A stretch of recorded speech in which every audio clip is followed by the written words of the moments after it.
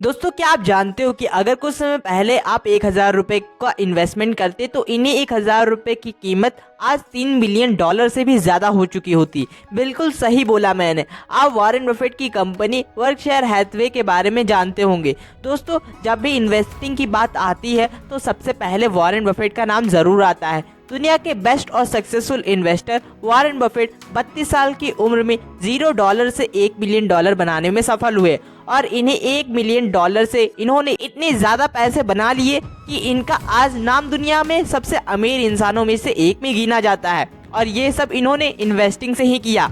आज इस वीडियो में हम बात करेंगे कि आखिर कौन से इन्वेस्टिंग प्रिंसिपल या फिर कौन से इन्वेस्टिंग सीक्रेट से जिन्हें फॉलो करके वॉरेन बफेट ने मार्केट से इतनी बड़ी वेल्थ बना ली और ऐसी कौन सी टेक्निक है जिन्हें वॉरेन बफेट यूज करके किसी एक स्टॉक को सिलेक्ट करते हैं और अगर इन्हें आप भी फॉलो करेंगे तो हो सकता है कि आप भी वॉरेन बफेट की ही तरह अमीर और सक्सेसफुल बन जाओ। इसलिए इस वीडियो को आपको थोड़ा सा टाइम जरूर देना होगा क्योंकि हो सकता है इसको पूरा देखने के बाद आप भी ऐसी स्किल्स अपने अंदर डेवलप कर पाओ। Now let's the video begin. दोस्तों रूल नंबर 1 है डोंट लूज योर मनी।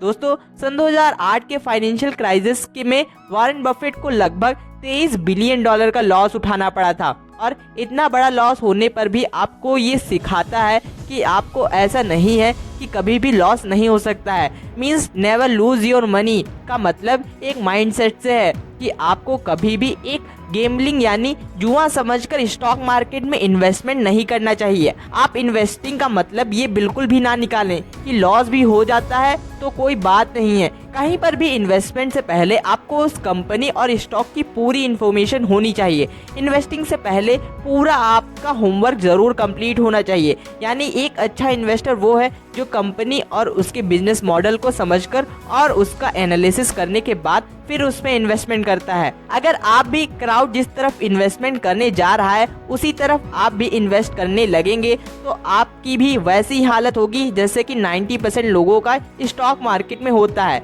दोस्तों आपने सुना होगा कि स्टॉक मार्केट में 90% लोग लॉस ही उठाते हैं, तो इसका बड़ा कारण यही है। आपको भी उसी तरह लॉस उठाना ही पड़ सकता है। इसलिए आप जब भी किसी स्टॉक में इंटरेस्टेड है इन्वेस्ट करने के लिए तो पहले तो आपको उस स्टॉक को सही से एनालिसिस करना चाहिए। Rule number 2 invest in what you understand. दोस्तों जब 1995 में टेक कंपनीज आई थी तब हर कोई टेक स्टॉक में इन्वेस्ट करके अपनी वेल्थ को ग्रो करने में लगा हुआ था। उस टाइम जब नेस्डेक अंडर 1000 पॉइंट्स को टारगेट कर रहा था और कुछ ही सालों में ये 5000 पॉइंट्स पर टारगेट करने लगा। ये वो टाइम था जब इन्वेस्टर्स के पोर्टफोलियो में तेजी से ग्रोथ दिख रही थी, पर इस टाइम वॉरेन बफेट ने किसी भी स्टॉक में इन्वेस्टमेंट नहीं किया जिससे इनका पोर्टफोलियो भी ग्रो नहीं हुआ। और दोस्तों उसके अगले ही साल जब .com बबल शुरू हुआ तब नेस्डेक इंडेक्स 5048 पॉइंट से 1139 पॉइंट्स पर गिरा आकर और 2002 तक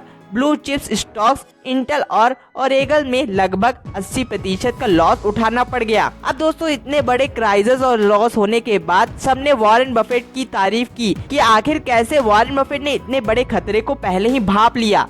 इस पर वॉरेन बफेट ने कहा कि उन्हें टेक कंपनीज के बारे में कोई भी नॉलेज नहीं थी कि इनका फ्यूचर आगे कैसा रहेगा, इसलिए उन्होंने इसमें इन्वेस्ट भी नहीं किया।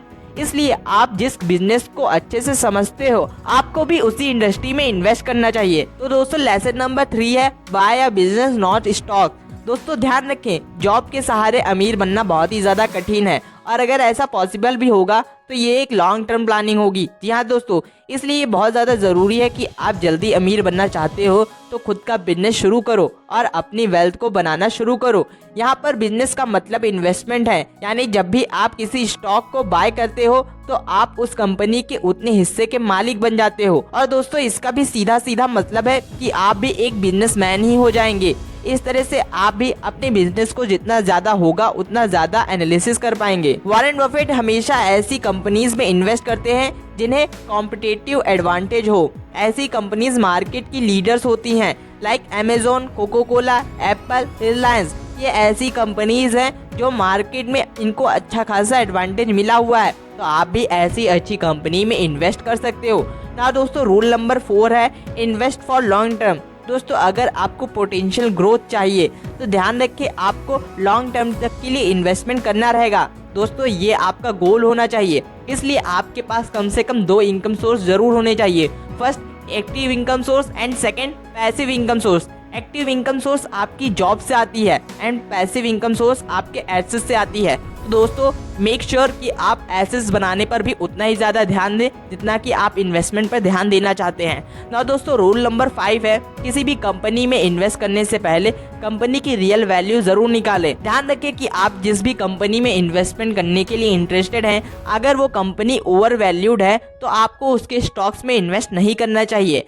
केयरफुली इन्वेस्टमेंट ही सबसे बड़ा मेथड है आपको प्रॉफिट दिलाने का। इसलिए अंडर वैल्यूड कंपनी में ही इन्वेस्ट करें, जिससे आप भी वॉरेन बफेट की तरह ही अच्छी कंपनीज को सिलेक्ट कर पाएंगे। इसके अलावा दोस्तों कौन से कंपनीज और किस तरह से कंपनीज के एनालिसिस करने चाहिए ये मैंने और कई वीडियोस में बताया है, आप उन वीडियोस को भी देख सकते हैं। हाँ दोस्तों आज के लिए बस इतना ही। अगर आपको ये वीडियो पसंद आई हो तो वीडियो को लाइक करें, चैनल पे न्यू है तो चैनल को सब्सक्राइब करें। धन्यवाद।